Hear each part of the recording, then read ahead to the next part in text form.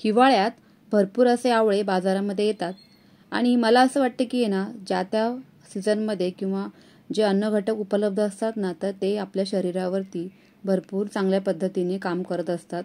त्यामुळे ते अन्नघटक त्या सीझनमध्ये हे खाल्ले गेलेच पाहिजेत.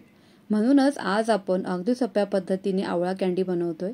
याला तुम्ही मुरंबा देखील आवळ्याचा म्हणू शकता. पदार्थाला नाव काहीही ठेवलं ना, तरी आवळ्याच्या पाठीमागचे जे काही गुणधर्म आहे ना, त्वचेसाठी आणि केसांसाठी हे खूप महत्त्वाचे आहेत.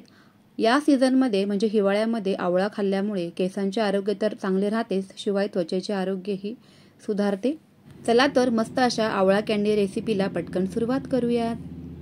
इथे मी काही आवळे घेतलेले आहेत. बाजारातून आणल्यानंतर हे आवळे आपल्याला स्वच्छ धुवायचे, ते आपल्याला वाफवून घ्यायचे आहेत 10 मिनिटं. अगदी बरोबर परफेक्ट टायमिंगनुसार मी आजची रेसिपी तुमच्यासोबत शेअर केलेली आहे. त्यामुळे 10 मिनिटांमध्येच हे आपले जे आवळे आहेत ना, ते अगदी मस्त असे वाफवून निघतात. बरोबर 10 मिनिटांमध्ये अगदी मीडियम गॅसवरती हे आवळे वाफवून घेतल्यानंतर थोडेसे थंड होऊ द्यायचे. आवळे असे वाफवून घेतल्यानंतर तुम्ही इथे पाहू शकताय की त्याचा प्रत्येक भाग असा सेपरेट होत आहे. म्हणजे आपले आवळे इथे अगदी व्यवस्थित शिजून तयार झालेले आहेत. आता त्यामधील जी काही बी असते ना तर ती आपल्याला काढून टाकायची आहे. खूप जास्त मेहनत न करता अगदी सहज ही जी काही बी आहे ना, तर ती बाजूला होते. असे या आवळ्यांचे सेवन केल्यामुळे रोगप्रतिकारक शक्ती तर वाढतेच, शिवाय या आवळ्यांमध्ये भरपूर प्रमाणामध्ये व्हिटॅमिन सी देखील असते बरं का, आणि त्याचबरोबर भरपूर प्रमाणामध्ये अँटीऑक्सिडंट असतात. यामुळे आपल्या त्वचेचे आरोग्यही छान सुधारते. त्वचा अगदी तुकतुकीत आणि मस्त अशी निरोगी राहते. आता या आवळ्यांच्या बिया बाजूला केल्यानंतर सर्वच आपल्याला मिक्सरच्या भांड्यामध्ये बारीकसर अशी पेस्ट तयार करून घ्यायची आहे. शक्यतो छोट्या मिक्सरच्या भांड्याचाच वापर करा, म्हणजे हे अगदी आवळे व्यवस्थित असे बारीक फिरवले जातात. चांगल्या पद्धतीने मीडियम गॅसवरती 10 मिनिटं आवळे शिजवून घेतल्यामुळे अगदी परफेक्ट अशी इथे पेस्ट बनवून तयार झालेली आहे. तुम्ही पाहू शकताय. यामध्ये एकही थेंब पाण्याचा ॲड करायचा नाही किंवा घालायचा नाही. मिक्सरमध्ये तयार करून घेतलेली सर्वच पेस्ट आपल्याला एखाद्या जाड तळाच्या पॅनमध्ये अशी काढून घ्यायची. इथे मी नॉनस्टिकचाच पॅनचा वापर करत आहे. सर्वच आवळ्यांची पेस्ट तयार करून घेतल्यानंतर या पॅनमध्ये इथे मी घालून घेतलेली आहे आणि सुरुवातीला गॅसची फ्लेम स्लो ठेवायची आहे. 2 ते 3 मिनिटं अगदी स्लो गॅसवरती आपल्याला ही आवळ्याची पेस्ट अशी परतून घ्यायची आहे. म्हणजे यामध्ये जर काही मॉइश्चर असेल, ओलावा असेल, तर तो निघून जाईल. आता जेवढ्या प्रमाणामध्ये इथे ही पेस्ट तयार झालेली आहे तेवढ्याच प्रमाणामध्ये इथे आपल्याला गूळ घालायचा आहे. म्हणजे जर 1 वाटी आवळ्याची ही पेस्ट असेल तर आपल्याला 1 वाटी यामध्ये गूळ घालायचा आहे. शक्यतो गूळ असा फोडून घाला, बारीक किसून घाला तरी पण चालेल. असा हा बारीक फोडून घेतल्यामुळे पटकन विरघळला देखील जातो. सुरुवातीपासून इथे गॅसची फ्लेम स्लोच ठेवायची आहे, कुठेच वाढवायची वगैरे नाही.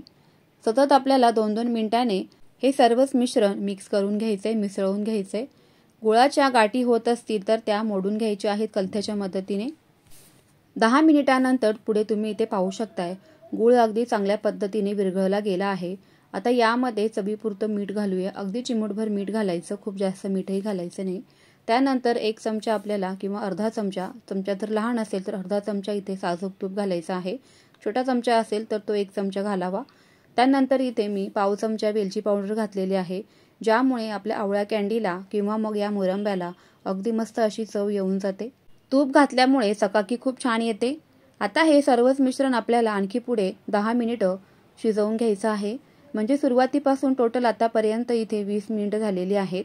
आणखी पुढे आपल्याला हे पूर्णपणे मिश्रण आळेपर्यंत, म्हणजे संपूर्ण यामधील जो काही ओलावा आहे, मॉइश्चर आहे, तर तो निघून जाईस तोपर्यंत हे परतून घ्यायचं आहे मिश्रण. अगदी तळाशी लागू लागलं ना की समजायचं आहे आपलं इथे हे मुरंब्याचं मिश्रण तयार झालेलं आहे.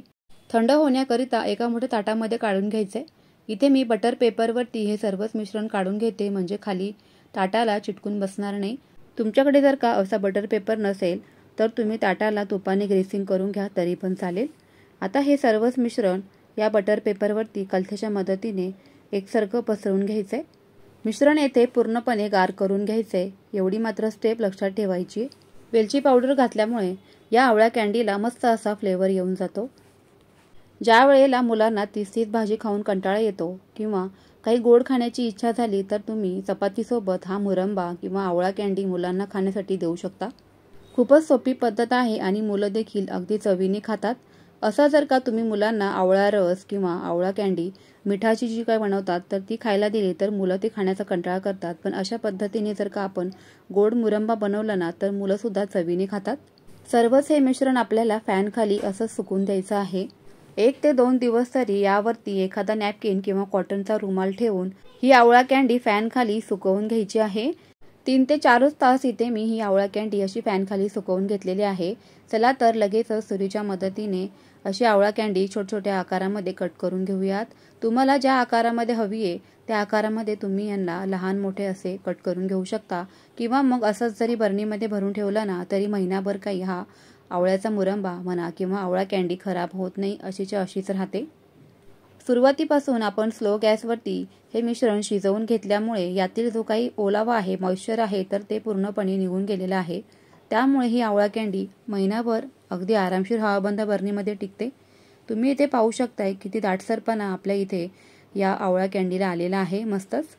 येता जाता खाण्यासाठी ही जी काही आवळा कँडी आहे ना ती अगदी मस्त अशी बनवून इथे तयार झालेली आहे. पाहता क्षणी अगदी कोणालाही खाण्याची इच्छा होईल, तोंडाला पाणी सुटेल अशी आंबट गोड चवीची आपली इथे आवळा कँडी बनवून तयार झालेली आहे. गुळाचं अगदी परफेक्ट प्रमाण झाल्यामुळे रंग तर पहा काय मस्त आलेला आहे. अप्रतिम अशी आवळा कँडीची रेसिपी जर का तुम्हाला आवडली असेल तर व्हिडिओला नेहमीप्रमाणे एक लाईक नक्की करा. तुम्ही सुद्धा अशा पद्धतीने ही आवळा कँडी किंवा आवळ्याचा मुरंबा नक्की बनवा. फॅन खाली सुकवण्यासाठी तुम्हाला जर का वेळ नसेल किंवा तसं करणं शक्य नसेल तर तुम्ही याचा मुरंबा म्हणून देखील वापर करू शकता. चपातीसोबत मुलं अगदी आवडीने खातात. चला तर पुन्हा भेटूयात अशाच छानशा एका नवीन रेसिपीसोबत. तोपर्यंत बाय बाय.